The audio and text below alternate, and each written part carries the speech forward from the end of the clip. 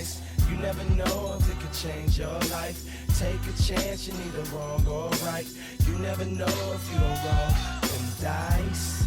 You better roll them dice. You never know if it could change your life. Hello, everyone, and welcome back to another episode of Dungeon Master of None. I'm Dungeon Master Rob. It's just me today, but I have a special guest on with me. Hello, Steve. Hey everyone. Yeah, I'm Steve. Thank you, Rob. Thanks so much for having me here. I'm so excited to be here. I've been buzzing about this all week. Good. I have too. I'm really excited about this.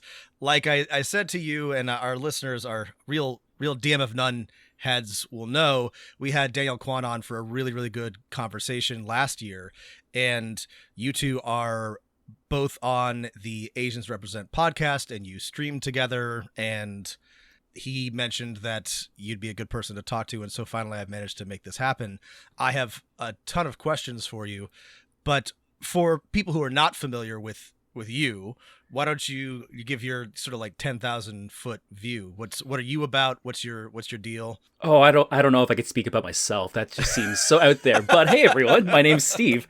No, like Rob was saying, I am part of the Asians Represent crew, which is a podcast where we talk about Asian representation across all forms of media, especially in the gaming sphere. Daniel and I have streamed together for about, I think, 2 years now, going on 3, where, you know, we were picking each other's brains at a convention, and we just like really dug the energy. And eventually he asked me to come on for 1 or 2 episodes. Eventually asked me to come on as part of an actual play where we kind of rejigged D&D 5e.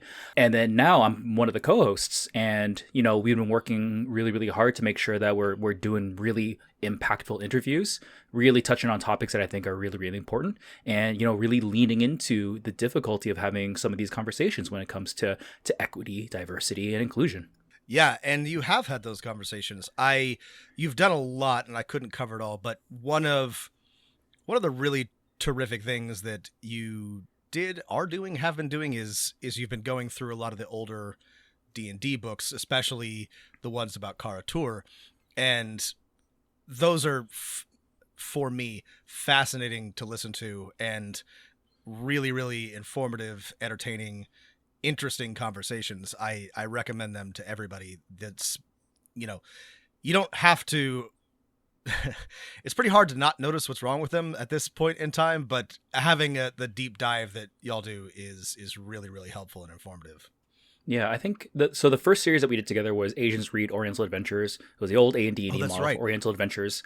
That one was really interesting because it was kind of, Daniel and I, we got together and was like, hey, let's just do it. Like, let's just read it online, and whatever happens, but we're going to be honest and vulnerable and kind of go through the motions. And if you go back and watch them, the first couple episodes are really interesting because we are both so frustrated and angry, and it really comes through. And, you know, from a professional / production standpoint, maybe not the best kind of content, but I look back on it, I'm really proud of it because we did something pretty brave, in my opinion. And we definitely tried to be as honest as possible. And as the series went on, you know, we had some, you know, one-on-ones where we talked about what do we really want to do and what do we want the audience to walk away with. And that was a tough conversation because there was a lot of things we could have done, but we wrote it all down. We kind of scoped it down. We're like, these are the things we want to talk about. Here are the things and points we want to reiterate each episode. And then it really kind of found its legs. And that was great because it gave us a lot of the experience needed to go into other directions, like the Kara-Tur read that you were talking about, as well as another series we did where it was Asians Read Legend of the Five Rings. So just a really great experience to just, you know, I talk a lot about on Asians Represent growth, and, you know, how sometimes you have to kind of screw up to really kind of get your footing, and you have to find people that you really love and respect to have that space. And with the Asians Represent crew, they definitely gave me that space, and I definitely did screw up a couple of times, but it was all in a direction of growth, which was great. I'm glad you brought that up because I was thinking of the Oriental Adventures read, and I remember being, I don't think it was that rough, by the way, but I do remember being very vulnerable and kind of raw. I do, in your frustration absolutely came through because it's a very frustrating adventure.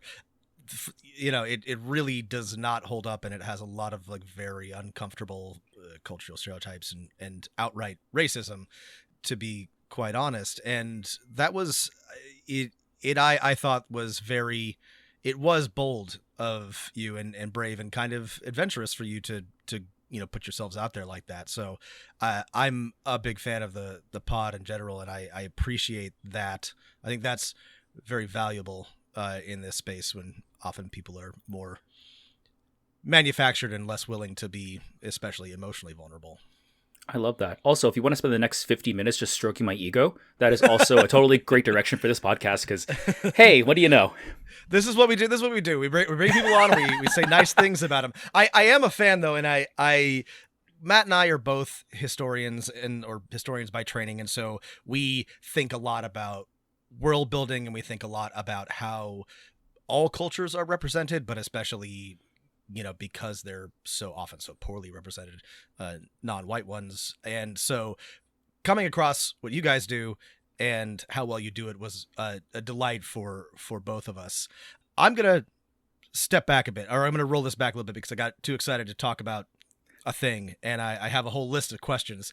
And the purpose of this podcast, theoretically, is to provide advice, information, context for people who want to DM or GM or are currently doing it and need ideas and inspiration. So one of the things that I love to ask, to just find out about people, and I'm always curious, is how you got into doing this, both just like the hobby, TTRPGs, D&D gaming, but also how you ended up being a creator, streamer, podcaster. What was your journey to where we are? Yeah, absolutely.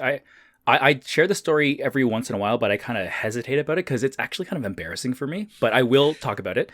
I think everybody's TTRPG like entry story is embarrassing. I don't think I've ever heard one that isn't like a little, but I'm excited to hear yours. All right. You tell me on a scale of 1 to 10 after I'm done, how much of a cringe factor I got here. Okay. But I'm very excited. I started Dungeons & Dragons back in high school, like 14, 15 years old. So I was cutting my teeth on 3.5, though I had done some readings of AD&D as well. Not really sure where I was going to go, but hey, 3.5 was the most accessible at the time, and we got to just like get a group together, get the books, start playing. So I just started with a group of friends. My very first character was very explicitly a white man with blonde hair and blue eyes, and I remember, and this is the embarrassing part, I remember constantly saying that I was playing an Aryan man, and I thought very specifically that's how you had to play a paladin. So I'm like, I'm an Aryan paladin. That makes sense. I can see that. And that, like, looking back on it, I'm like, ooh, Steve, you had to unpack that. But of course, at the time, I didn't have the tools to do that. And I kept playing through Dungeons & Dragons, and I had a blast with it. I thought it was great. I got to do what paladins do, and I smote a whole bunch of evil creatures, didn't ask too many questions, and just kept playing. And eventually, I kind of transitioned to the DM seat where I'm like, hey, this seemed like a lot of fun. Do you mind if I give it a try to be a DM? And there was stumbling, and there was challenges and hurdles and all that good stuff, but I kept with it. Kept with the additions, kept working at it, kept writing, kept designing. And what I really liked about it was that it kind of opened up the world of board games to me, as well as the world of video game and level design. So I dabbled a bit in there. As that went on, and as I made connections that way, I started talking more into certain conversations that maybe I wasn't super comfortable with, but I came to it with a lot of, hearts, both my ears open, that kind of stuff. And eventually, as I kept putting myself out there and talking to people and trying to make connections, eventually I got an opportunity to start writing D&D content. So it was only 2 years ago that I first got published as a D&D writer for the Unbreakable Volume 1 series, where I wrote my own D&D 5e adventure. And it got published, and I was like, holy crap, that's my name. And that was wild. That's super cool. I would say, by the way, that's medium cringe at best. Medium? Okay. It's honestly, it's I'm trying to think of, I'm certain that I made far worse blunders when I was starting to be both a player and a DM, but I can see where you were coming from. So could be much cringier. I've had a lot, I DM for a lot of first time players, and most of the time they're a delight.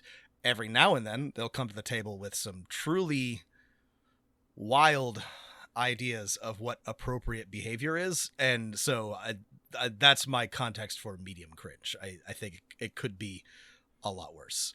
Gotcha. So that's really cool.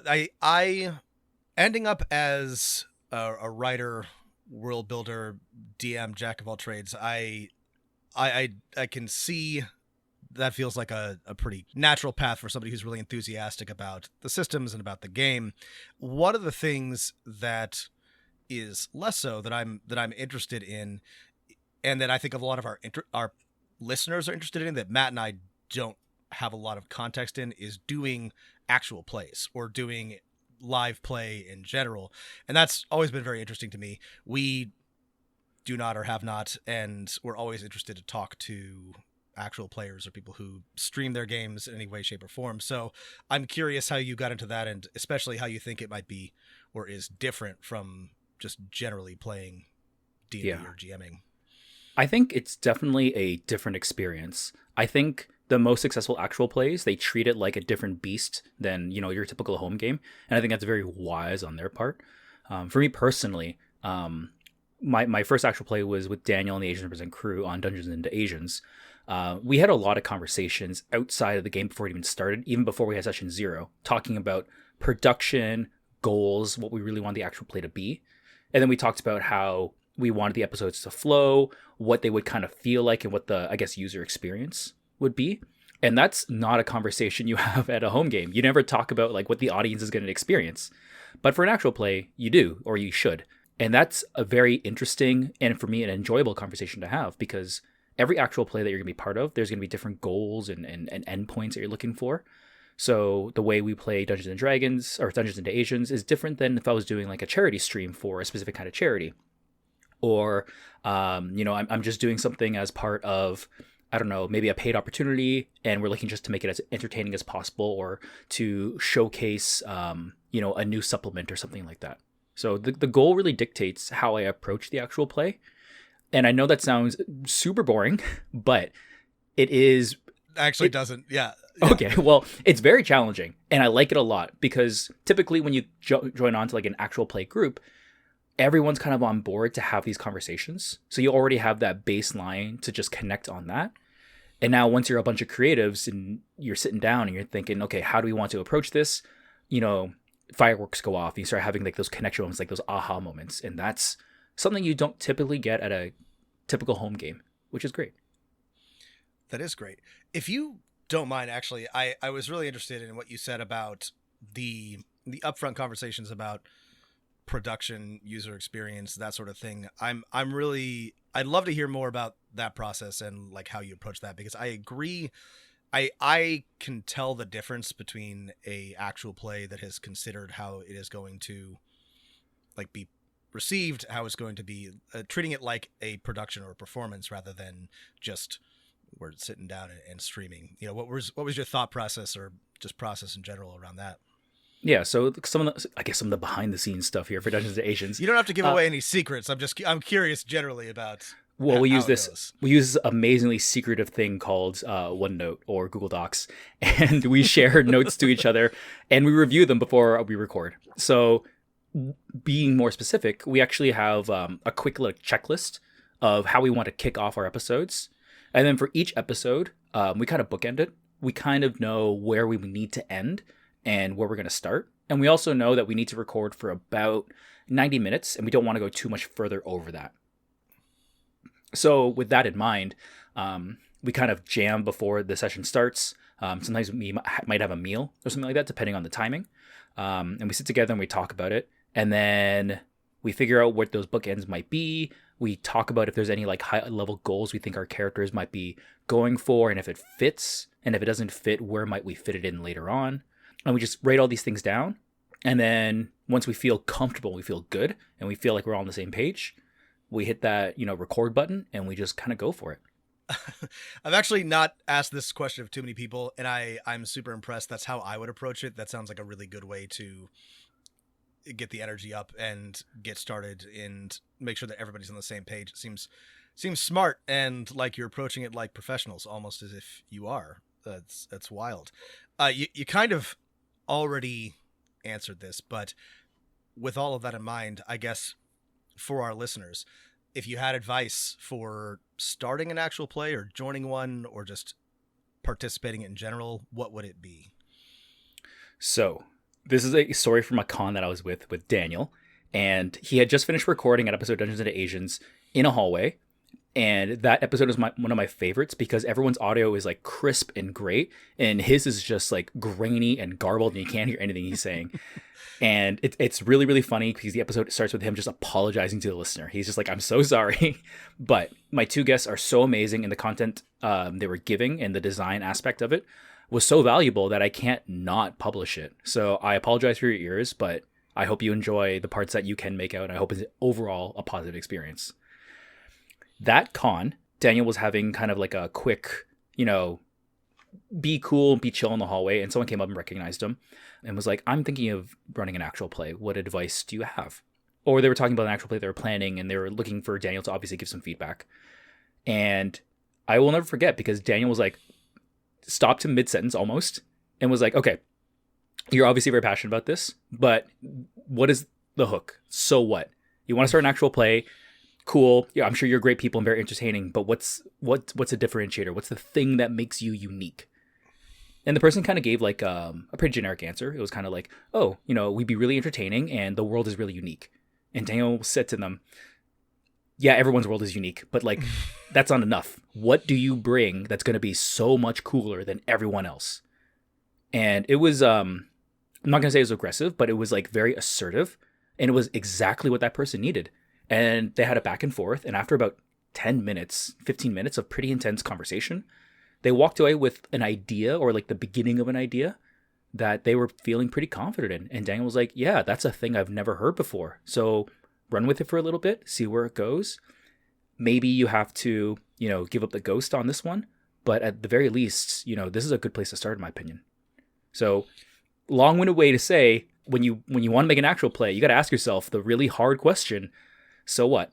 That's really good advice. And I think we've gotten similar advice. I think it's good advice for anything that you're creating, right? You have to have an elevator pitch. You have to be able to say, why should I read or watch or listen to this over something else that's similar?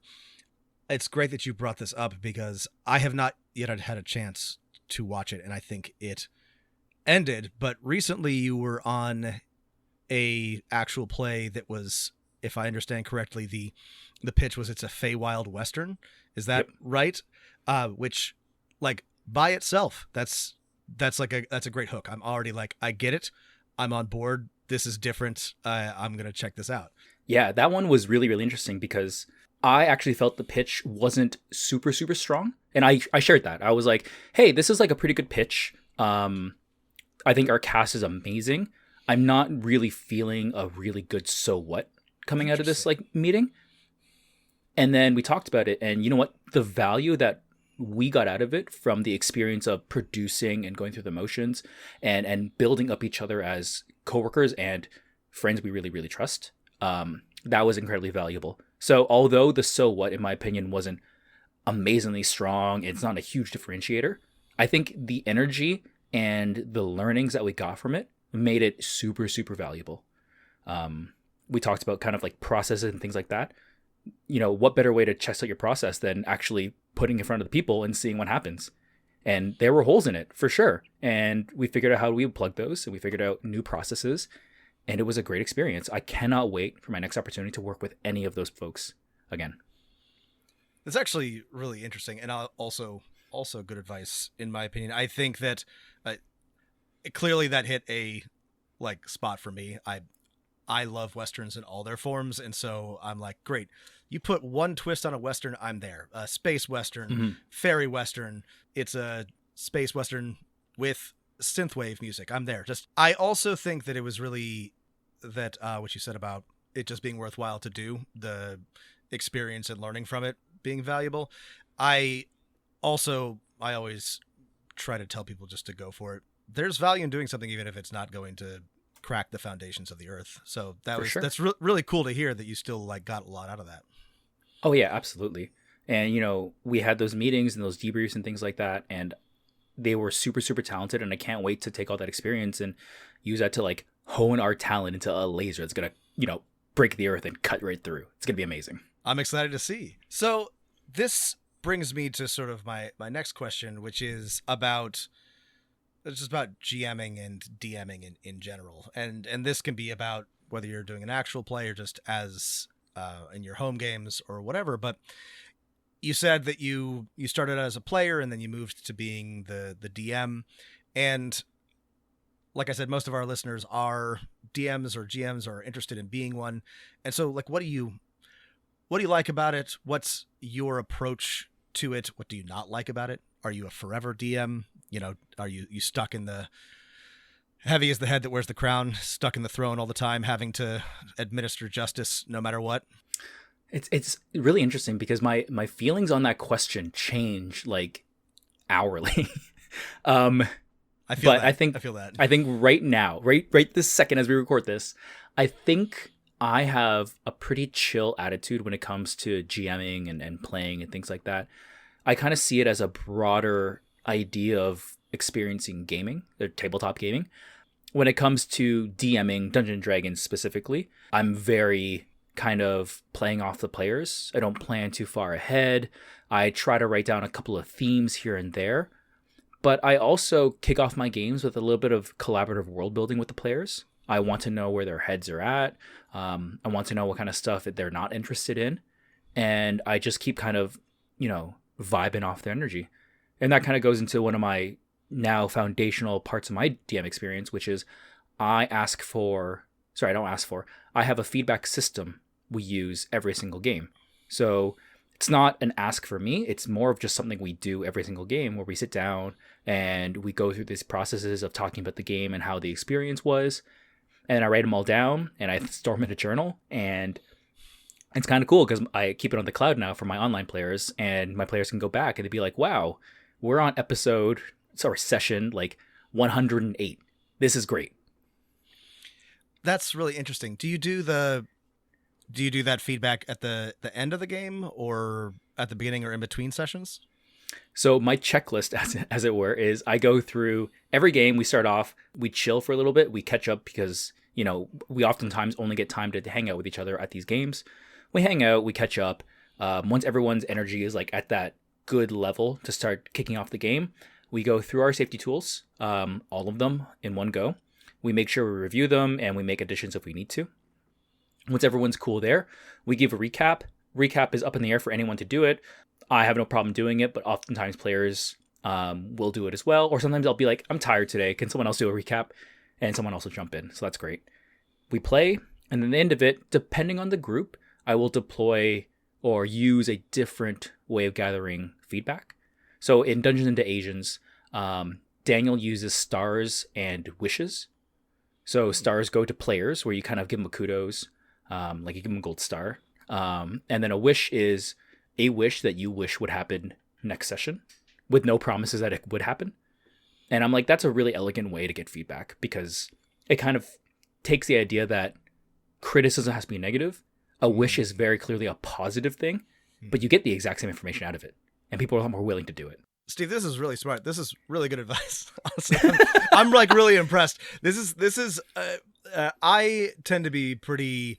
I do a lot of note taking and I do a lot of. I solicit a lot of feedback, but this is structured in a way that I find very, very appealing. I'm stealing this like wholesale. I love this. This provides guardrails in a way that I hadn't considered before. This is really cool. Yeah, I think the key for me is structure. Right. And as boring as it might sound for some folks, having that structure in there is kind of nice because, there's no onus on a player or other participant to just make criticism out of like a whole cloth. The system is there. I'm very specifically asking you, please give a star out to another player for a thing they did in the game that was really amazing. And that's great. And then a wish, what do you wish would happen next session? That's also a very specific ask. And it takes off a lot of that heat for criticism because we're all friends around the table. No one wants to criticize each other. So instead, let's spin it and let's all do it together and we'll support each other. That's really cool. Some other systems, my experience with this is actually mostly with Burning Wheel. Burning Wheel has this formalized in the game. At the end of every session, you sit down and there's a checklist of basically this, like who role played well, what did you get out of the session? Like, what are you trying to accomplish next time? That system has all kinds of, it's a beautiful disaster. So that's not exactly a great thing to adopt wholesale, but I loved the formalized feedback at the end, and I like this idea of stars and wishes. That's simple and elegant. That's a really good idea, and I think it's a great way to get easy, simple feedback from people. That's not, like you said, doesn't feel like criticism. Absolutely. And there's a lot of other systems as well that you can use for feedback since we're talking about it. So I had another game where we transitioned to be online, and I knew there was going to be a lot of technology hurdles for a lot of the players based on kind of their experience and whatnot. So instead I did a roses, thorns, and wishes. So roses are the same as stars, but I wanted to put in thorn in there specifically because I wanted to hear what was painful. Like today, where did you experience pain? And this was because I knew a lot of the pain would be technology. I also knew there'd be a lot of pain around character creation and character abilities in D&D 5e. So I specifically created now this pathway to be like, you know what? I don't know how my spells work, and I'm feeling pain around this. And I'll be like, great, write that down. And then after this game is over and we have like a chance to get some sleep or like, chill, I'll approach you later on the week and we'll figure out how we can, address that pain. That's great. It's a really good idea. And that specific scenario is one that I have experienced many times. The pain around switching a in-person game online or vice versa, or going back and forth, given that it's a pandemic. I feel like I've done it 5 times in either direction in the past couple of years. So, that's 80% of our games, the thorns are just thorning the pandemic, and that's totally fine. Sometimes it's just nice to vent that. Yeah, that is nice. That's a good outlet. So you clearly have your own groups of friends. You get along well. You have a good rapport. You've already mentioned that you do also attend cons sometimes. Do you play games at cons? Do you run games at cons? So, personally for me, I go to cons to enjoy as many beverages of a refreshing nature as possible and to just socially network with people. By which I mean I run around cons in cosplay, doing what I'm going to do, and I typically don't have time for games, which is a huge, huge shame. But I will say that when I go to cons, the games I always seek out, the ones that I like immediately through the book and like try to find the games, are LARPs. 100% they're LARPs. I don't get a lot of opportunities to do LARPs in my home games and things like that. The logistics is just really, really hard. But I find in a convention, I'm wearing something silly already, so who cares? I show up, hear all these strangers, I'm given a scenario, and now I'm like in my body, also watching other people, sometimes watching myself from like my mind's eye, and I'm navigating this new situation, and I get to do it physically. That is a dope experience. That's amazing. That's a great answer, and there's no shame. I'm only curious. Matt and I both run, it's been years now since I've been to a con, obviously, but used to run games at cons, and it's another thing that we get a lot of questions about. So I'm always curious. Frankly, these days I agree with your approach. If and when I ever get to go back to a con, all I really want to do is have some refreshing beverages and talk to people and network and meet cool people in the space. But I also 100% agree with you that LARPing is a totally unique experience, and it can be goofy, but it can also be a lot of fun. And I don't think that there's really a better venue for it than a convention. I think it's also pretty hard to set up outside of that unless you have a lot of time and structure and resources. So I 100% agree with that approach. What's your favorite LARP that you've been a part of? There's been so many. Okay.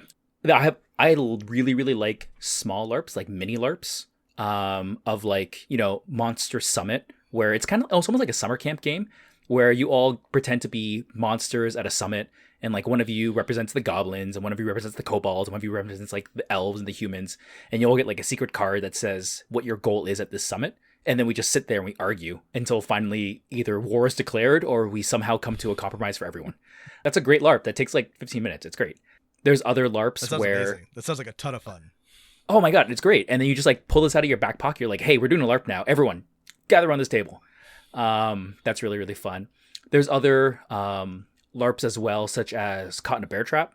Caught in a Bear Trap is a really fun one because everyone's kind of, you're told the setting.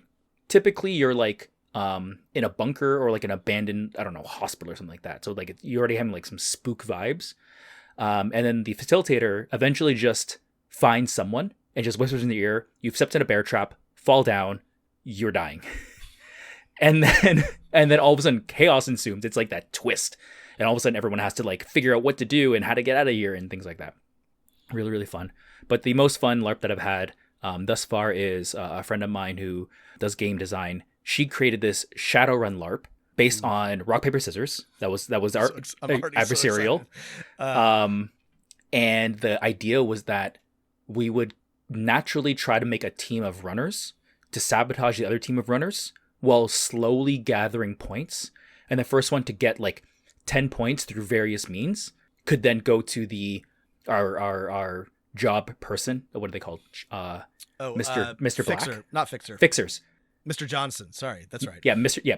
So we would sneakily come up to him and be like, "I have 10 points and here's my proof." And then if that happens, you win and you get access to like a whole bunch of treasure and things like that. Super, super fun. In that particular LARP, my team won.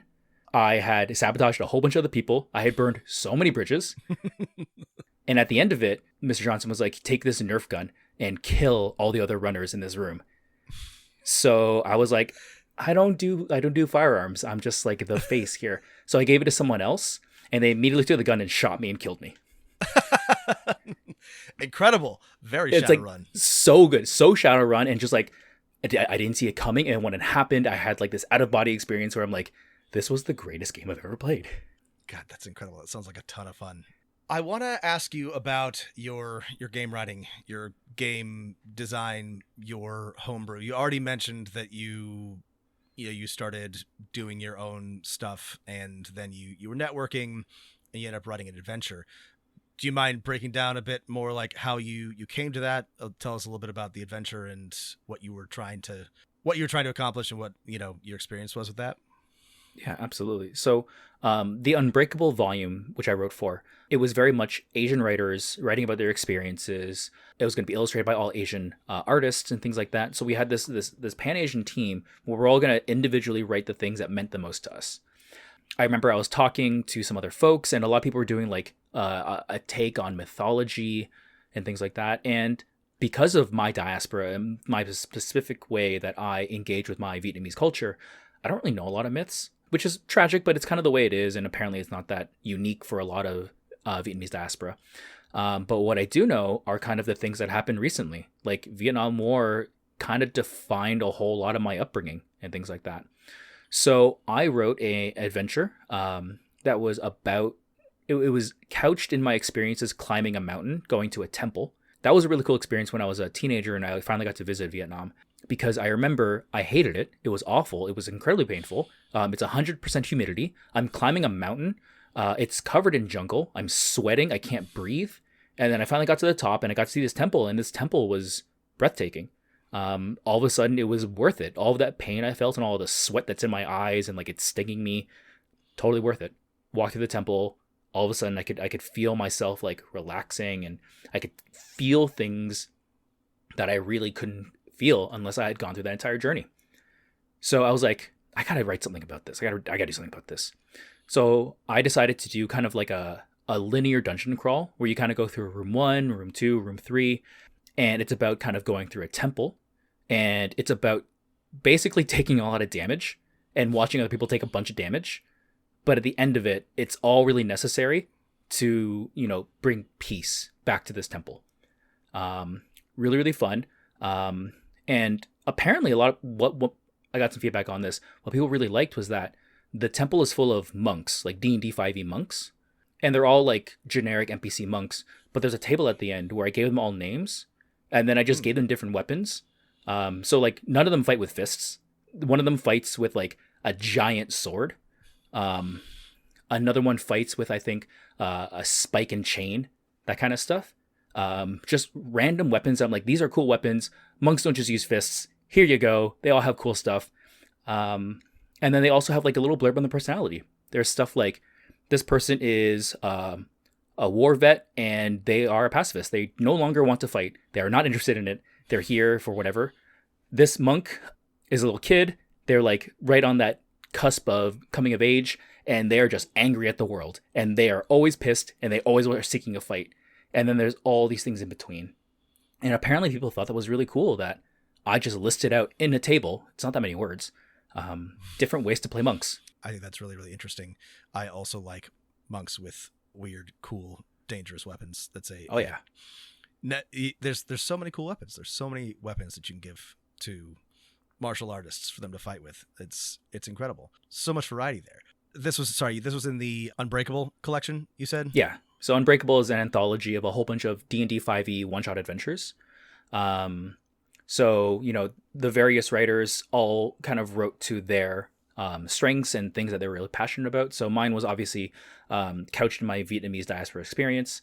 I believe there was one other writer, Kevin Nguyen, who wrote to his Vietnamese experience as well. But then there were also writers from Cambodia, a lot of Chinese writing as well. And there are a couple other ones I feel more kind of Pan-Asian. And that is because that particular writer is mixed Asian. And they have a lot of influences that, affected them growing up. And those are really, really cool too. This is a good time for me to get to my next question, which is about Asians Represent specifically, but also about what that podcast is about. We talked about this a little bit, but it is very clear to me what the value and intent of that podcast is, and I find it incredibly valuable. But I'm what inspired you, or what was your motivation to start doing Asians Represent and start streaming and start speaking to that need? And what are your goals there? What are you trying to accomplish? And yeah, so maybe I'll start with saying that, for Asians Represent, I started as a listener. And what ended up happening was I was talking to a good friend of mine, and I was frustrated about something in Dungeons and Dragons. I don't remember what it was.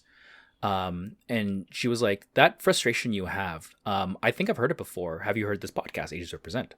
And I was like, no. And then I checked them out, and I started listening to the crew just talk through these things in a very calm, collected, but also vulnerable and emotional way was really eye-opening for me. And now that I've been part of it, I also get those messages and emails from folks where they're like, I really appreciate the words you said, because it started clicking and I started making connections. And I realized that, I don't have to try to figure out and untangle this knot all by myself. I can reach out to other people and we can have conversations, and I can try to navigate my way through the systems, the barriers, the challenges. So when it comes to me in Asians Represent, what I'm really looking to do is take my positive experience as a listener, my positive experience as someone who takes these conversations and extends them, first as a guest and then eventually as a co-host, and try to make that experience and that growth path as accessible as possible. So oftentimes, while we're recording, I'll pause the conversation. I'll be like, you know what? I'm not super understanding this. Here's where I'm at right now. Can I make a connection this way? And then the hosts and the guests, we can have that conversation. We can build those connections. And apparently that has been really helpful for certain listeners to make them build their own connections and decide how they want to grow and what they would need in order to facilitate that growth. That's really cool. I don't want to put you on the spot, but I'm wondering if you don't mind giving an example of, trying to make that connection in a way that's valuable to you, in a way that, you're trying to seek greater understanding. Because I'm pretty sure I know what you mean, but I'm curious if you have an example. Yeah. So some of the most emotional messages I got was late last year when I did the first Vietnamese Voices episode. So I brought on 4 Vietnamese voices, and we sat down, we talked about being Vietnamese in the tabletop RPG space, both in terms of, being part of an AP, what it means to actually show, your face and role play as a Vietnamese coded character to various audiences, what it means to design games centered around your experiences and the difficulties you have around it. And as we were having that conversation, we naturally just kind of picked and prodded at certain areas where obviously we had some trauma that we were trying to heal over, whether we knew it or not. And as that was happening and we were building those connections, I got a lot of messages and feedback where people were like, when you told that story about, you know, you came to this character, this is how you name them, the names come from these people who influenced us, I really, really felt that. And when you talked about, one of the stories I told was how I defined a lot of my childhood growing up through anger and violence, because of how often I was associated with war, the Vietnam War, and how I tried to really lean into violence and anger, and how it just didn't fit me, but I thought I kind of had to. And I got messages being like, that was a path I took, and it was really, really hard to navigate it. I'm really happy you said it, because I wasn't 100% out of the woods yet, but this kind of gave me the push I needed to continue seeking a new path that fits me. So that was pretty mind-blowing for me. I already told you how much I was impressed by this, so I'll try not to gush too much, but I do think that it's very impressive, you know, your willingness to be vulnerable, to show and have emotions. I have talked about this on this podcast a couple of times.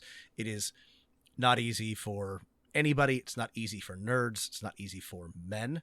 And I can't speak to the Asian experience or to the diaspora experience, but even above and beyond that, it's I think that it's critically important. And so I think that's really, really cool. I feel like it's becoming more and more acceptable. And so, you know, I don't have to necessarily gush about it, but you and Daniel both were very comfortable talking about this. And so I'm just very impressed. And I think that's super important to this hobby space, especially, which has so much toxicity around all sorts of things, but often around being sensitive in general or being vulnerable to anything.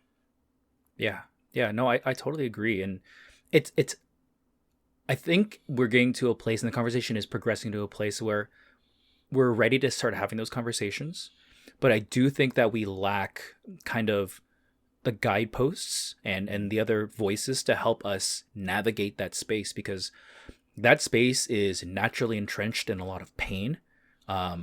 And that pain can come from a lot of different places, such as, like I mentioned, violence, but it can come from sadness. It can come from rejection and isolation and all these things that are really, really hard to navigate and handle and even talk to. Some people even lack the words to describe it.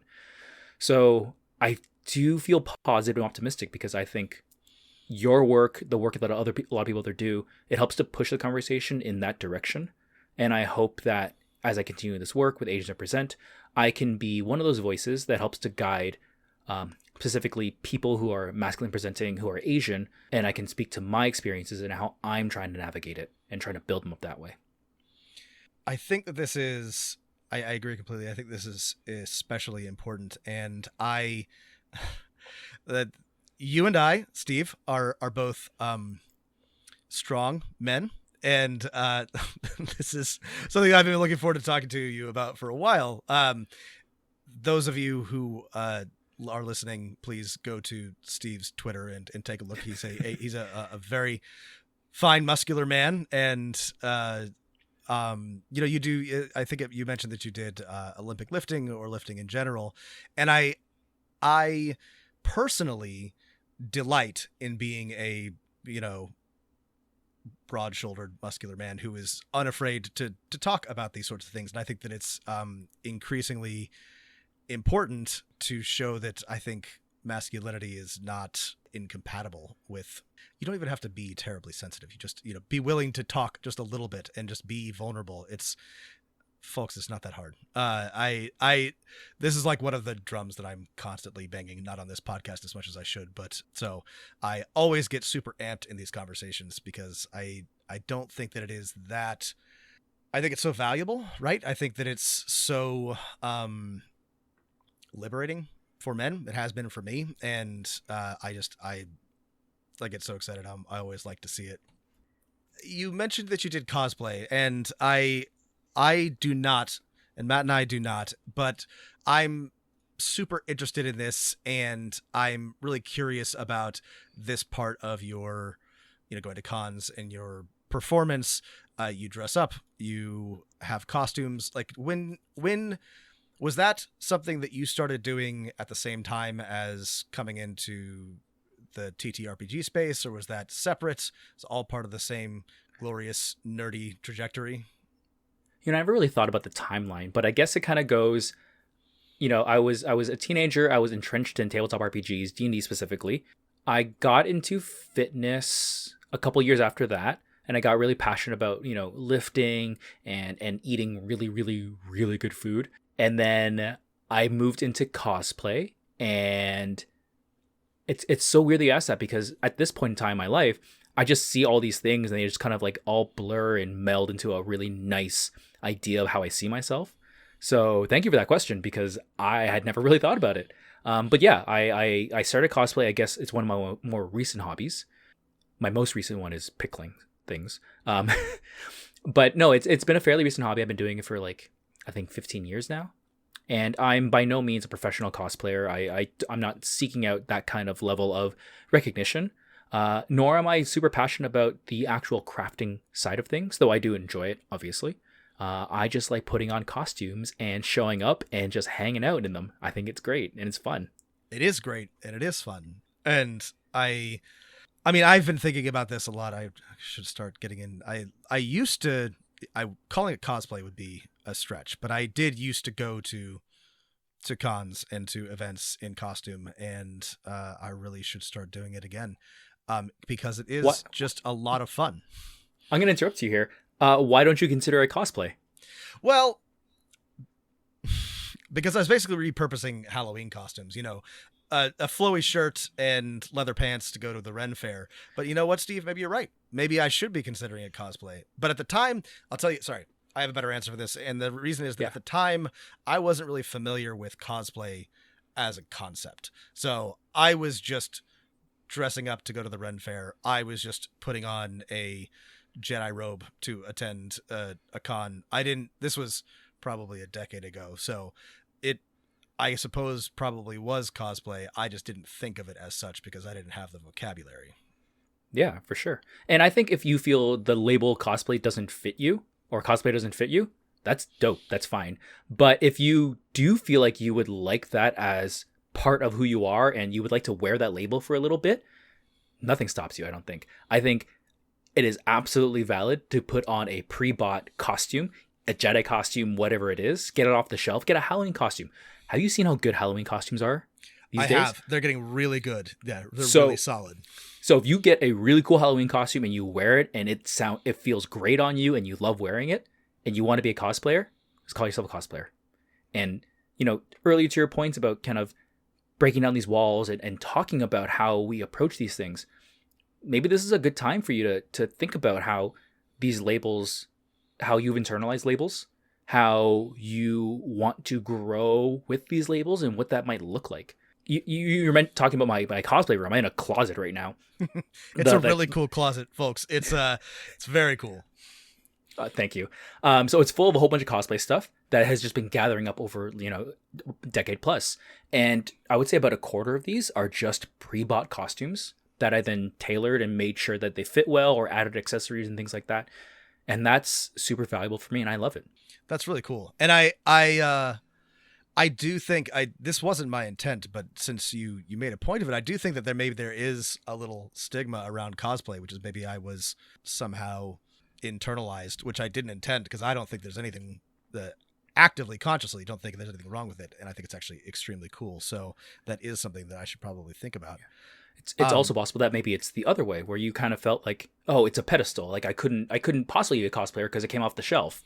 And that is an interesting way to approach a hobby, because if I had said that, oh, I'm not a D&D'er, I only play online, you'd be like, what the hell are you talking about? What is that? Where's that coming from? Steve, that's very wise. I really appreciate your perspective on this. I do want to ask you, so like I said, I work out a lot. I used to be a competitive athlete. I was a swimmer, and then I played rugby. And now I do a number of things, but I lift weights.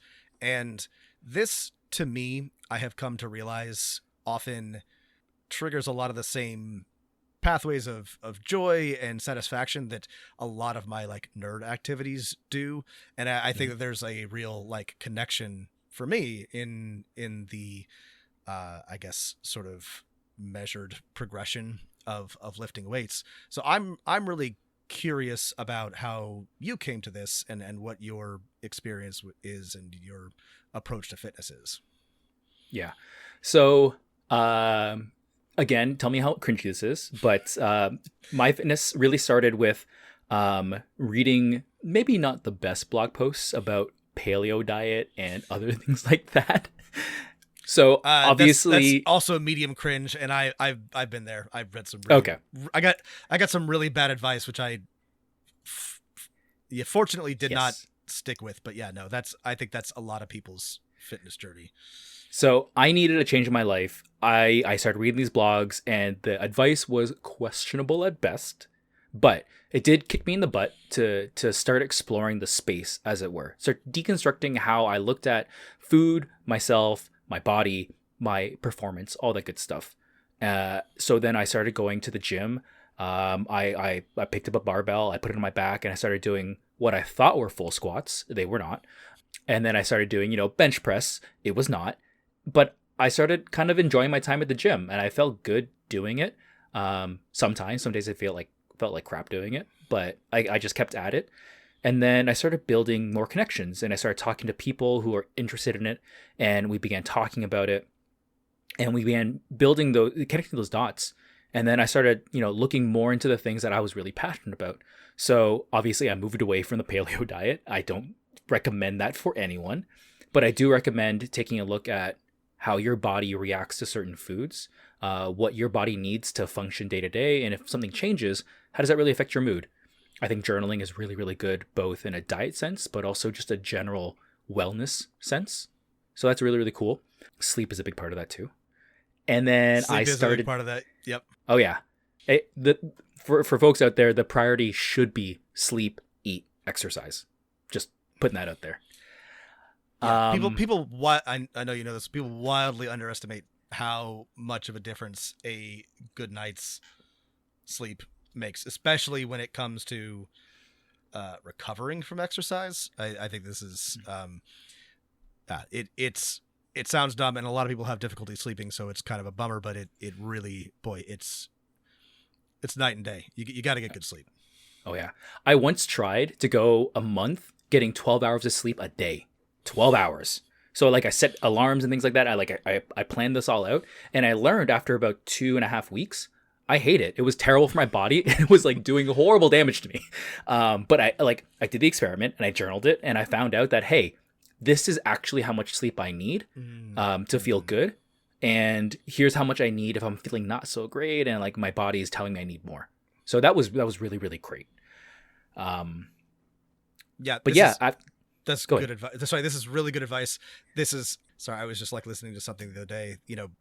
How much sleep your body needs, it varies from person to person, right? And so like the advice, 7-8 hours is good, but some people need more, some people need less. And your advice, journaling, really just like how do I feel on days when I get this much sleep, or how do I feel on days when I eat this or drink this much water?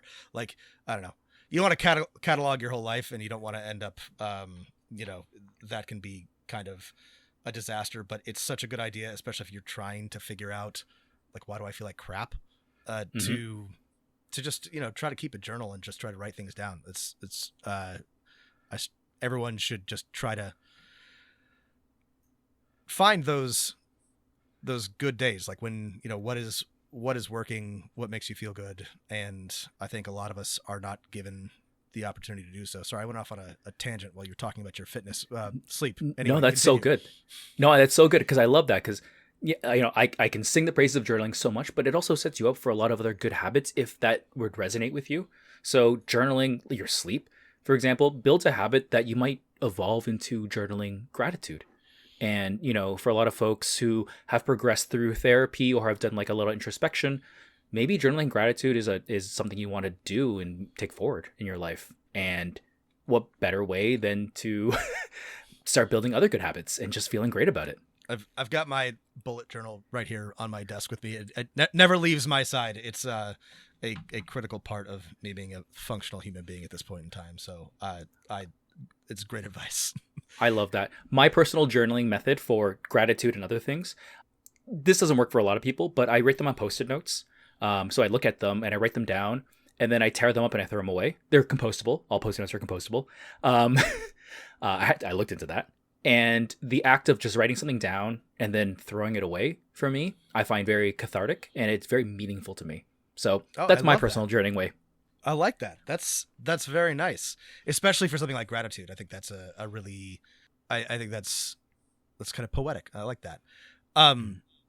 So what's your routine these days, Steve? What you just came from the gym? We both did. What were you doing on this fine Wednesday? So if we weren't in pandemic, Thursdays are my Olympic lifting days. So today is Wednesday. So I would have probably been doing more free weights in terms of dumbbells and kettlebells, likely. Tuesdays would have been probably more like a cardio metabolic conditioning day. So the things I do really kind of vary, and I try my best to work with a coach. Today, for my workout, I was on a Zoom call with my coach and several other members of my gym. Unfortunately, we can't be together right now, and we haven't been able to for a long time. But I have my coach. My coach has worked with me for a very long time. He knows all my injuries, which is very important. And we kind of progress through there. And sometimes I want to give some feedback, like, hey, I feel like I shouldn't be doing this. What are your thoughts? Maybe I should do this, or maybe I'm just looking for like a suggestion on a whole cloth. But to actually answer your question, how do I work out now? I'm at home. My workouts are almost purely body weight. Push-ups. I happen to have a pull-up bar in my door jam, so that's been really, really nice. I do a lot of burpees because they're making me feel better these days compared to before, when I was doing a lot more lifting with barbells and just eating iron every day. But the burpees have been great. But to be honest, the thing that I've been really, really kind of passionate about is building my own workouts, given like a theme. And because we're on this podcast, my theme is Dungeons and Dragons subclasses. So I actually I'm not sharing this anywhere, not yet at least, but I have a spreadsheet of all the subclasses. And every day when I want to do a workout, I roll on it and I get a subclass, and I sit there and I think, how the heck am I going to do, I don't know, the Undying Warlock workout? What is that going to look like? And I sit there and I think about it, and it gets my brain engaged. And then I start getting excited about it because I start writing stuff down. And sometimes I'll throw it away. And other times I'll be like, yeah, this looks good. Roll out the mat and let's give it a try. And that's been my current fitness routine. I had no idea this was coming, and I'm so glad to hear it. That's terrific. I'm lucky enough to have access to a weight set, so I can continue to lift barbells. I have one in my basement, but if I didn't, I imagine I would have to do something like that, because I get really bored with body weights very quickly, or body weight exercises. But that sounds like a great idea. Steve, will you share with me? You don't have to share with anybody else, but I would love to see one or two of these whenever you have one that you're particularly impressed by, because there's also a great idea to just keep things fresh, like how trying to imagine how, whatever particular subclass would translate to a workout. I love it. Yeah. And you know what? I think what I really like about it is that oftentimes people think of exercise as like a routine. It's like, oh, today I'm doing arms. Today I'm doing chest or whatever. I don't really see fitness in that way anymore. I see fitness as more of like a flow of movement and just the overall maintenance and respect of your own body. Mm-hmm. So I will happily share this with you and we can talk about it. But there are some workouts in there that are just hard weightlifting. I'm like, here's your program, eat iron for half an hour. I had another one that was, it was for the Clockwork Sorcerer. I'm really proud of this one. Ooh, okay. It is 45 seconds of work, 15 seconds of rest for 34 minutes. And the idea is that you just look at a clock for half an hour and you never stop looking at it. Oh, I like that. That makes sense. Yeah. So that was really cool. The the one that was hardcore weightlifting was the assassin workout. So I'm sure you're aware of Widowmakers or Corpse Makers, right? Yes, I am. So it's they used to make us do them in rugby, and I don't know. I think I threw up at least once during a Widowmaker. Oh yeah, totally. Yeah. So I went hard for this one. It's 4 rounds of 20 shoulder press, 20 bent over rows, 20 deadlifts, 20 squats, 4 times. Yeah, that'll do it. Yeah, that was I was doing it and I was like, I gotta get to the end of this. And then I was like, is this accessible to other people? And I was thinking about it and I was like, you know what? You could do this with other weights too. You don't have to do like... Yeah, that's right. You can modify that. Yeah. Yeah. Oh, that's great. Sorry, I could talk about this with you all night. And maybe we will at some point. But I want to make sure that I give you a chance to tell me and tell our listeners what it is, if anything, that you were working on now that you're excited about, anything coming up that you've got that you're really looking forward to, or something that somebody else is doing that you're really excited about. Oh man, that's such a good question. I'll start with myself, and then as that progresses, I'm sure it'll like thread into other things. Sure. So right now, I'm really, for 2022, I'm really focusing on Asians Represent. I want to make sure that we bring on as many voices as we can. I want to make sure that we tackle topics. Now that we kind of have this baseline of going through hard conversations, I just want the conversations to keep pushing us to grow and do better. And I personally want my presence on that podcast to kind of continue to show my vulnerability and my growth as we go through. I think that's really, really important. My other goal for 2022 is also to appear on more actual plays and streams, just in general. I decided that kind of towards the end of last year, I said I really, really enjoy these.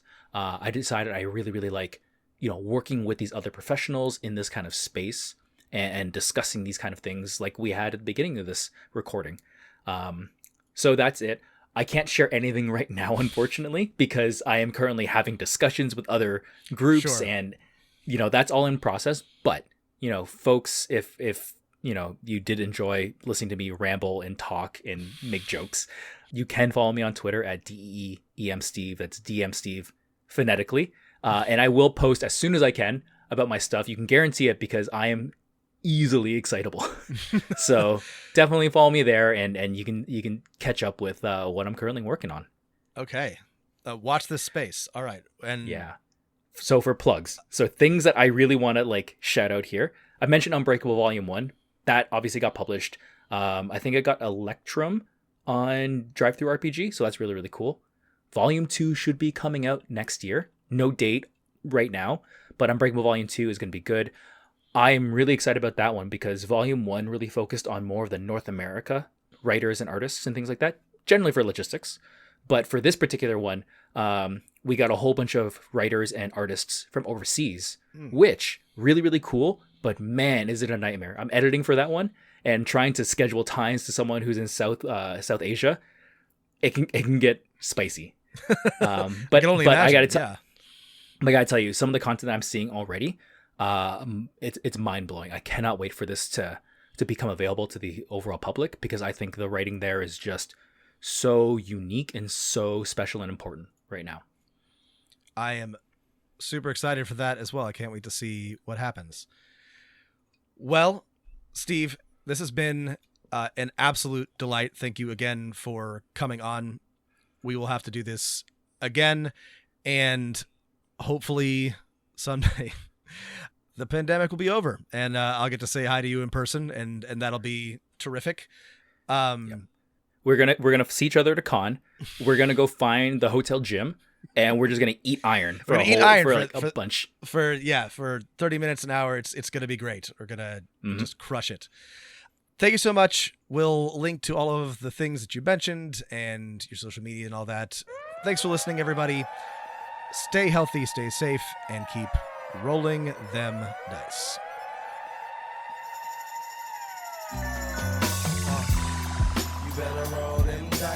You never know if it could change your life. Take a chance, you're neither wrong or right. You never know if you don't roll them dice. You better roll them dice. You never know if it can change your life. Take a chance, you either wrong or right. You never know.